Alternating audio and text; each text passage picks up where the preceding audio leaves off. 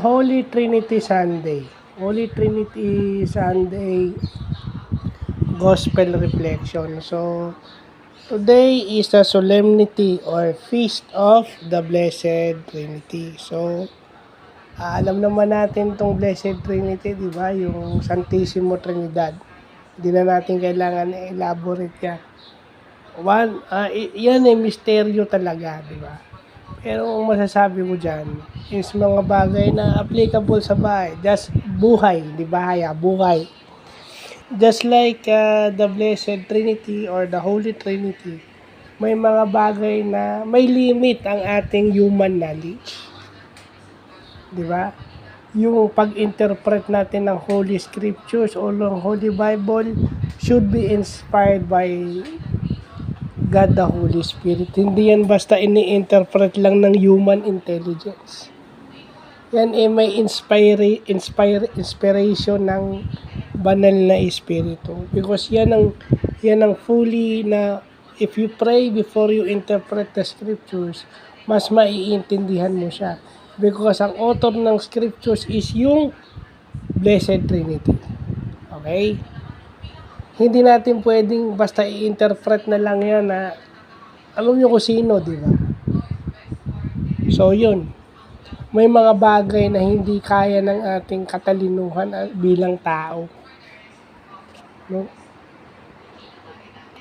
May mga yung sasabihin mo na pray ka lang kay God, pero without doing action, just like the Israelites, kung hindi sila, umasa sila sa Diyos, pero kung hindi sila tumawid ng Red Sea, pagkatapos na mahati yung Red Sea o yung Dead Sea, hindi rin sila makakaligtas doon sa mga Egyptians na umahabol sa kanila.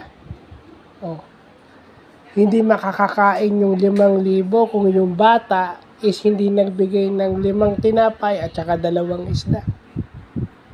Kung tumanggi yung bata, edi walang mapapakaing 5,000, di ba? 5,000 katao.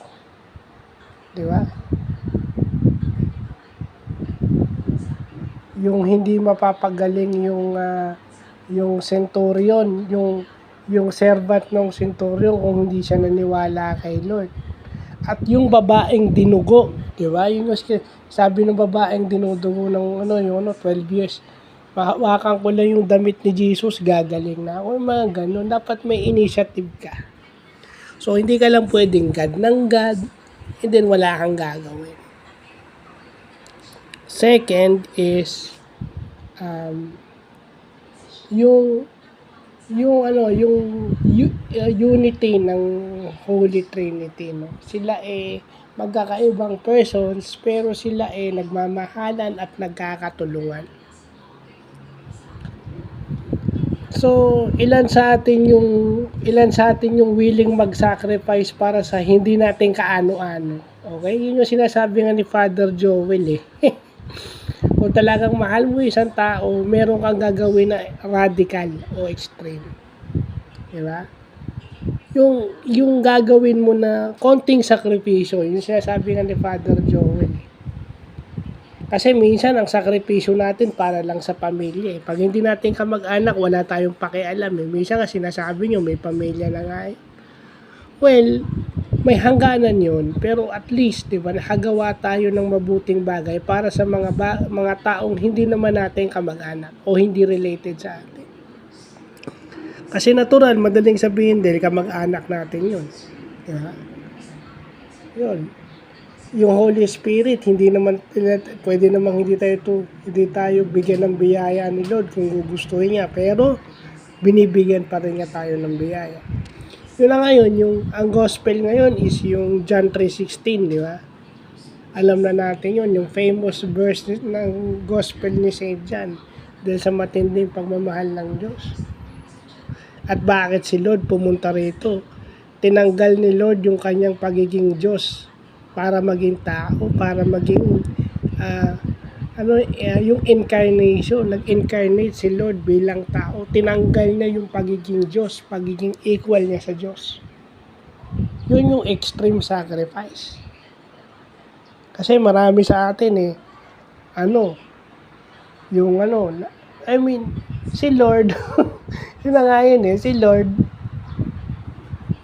si Lord dapat, si Lord hindi siya namimilit. Pero dapat naman siyang purihin dahil sa mga ginawa niya. Pero hindi niya pinipilit ang tao.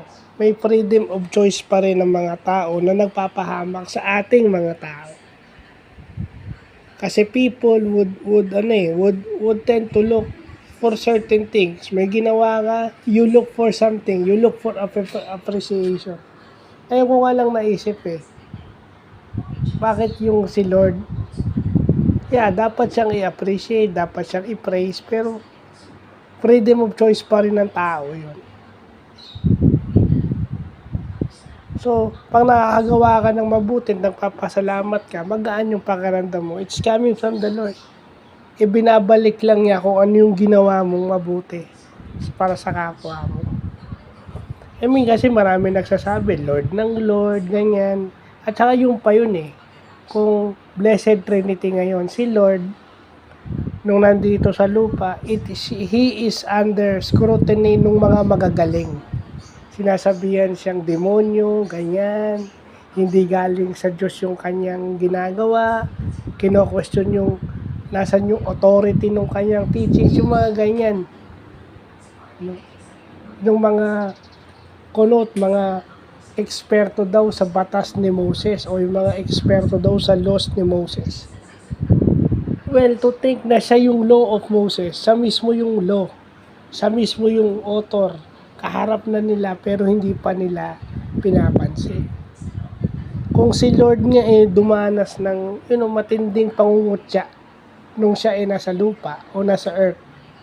Nung nandito siya sa lupa, dumanas siya ng matinding pero hindi ngayon hindi nga niya pinansin yun, pinatawad pa niya. So, bakit tayo hindi tayo makamove on dun sa maliit na pasaring? Pero pag tayo nagpapasaring sa iba, okay lang. Pero pag tayo sinabihan ng isang bagay tungkol sa sarili natin, hindi natin tanggap. Pero pag nagpapasaring tayo sa ibang mga tao na hindi tayo minsan pinapansin, okay lang. At pag nagalit, nahihimasmasan. So, yun yung Trinity. Yung patient ni Lord, yun ang sinasabi ng first reading ngayon. Slow to anger. So, hindi ka naman agad-agad dapat magalit, may makarinig kang ganun. Natural, kasama na sa mundo yung pangungutya. Yung mga pasaring, di ba? Pang-aasar, di ba? Kasama yan. Kung marunong kang mang-asar, marunong ka rin dapat tumanggap. So, yun lang po.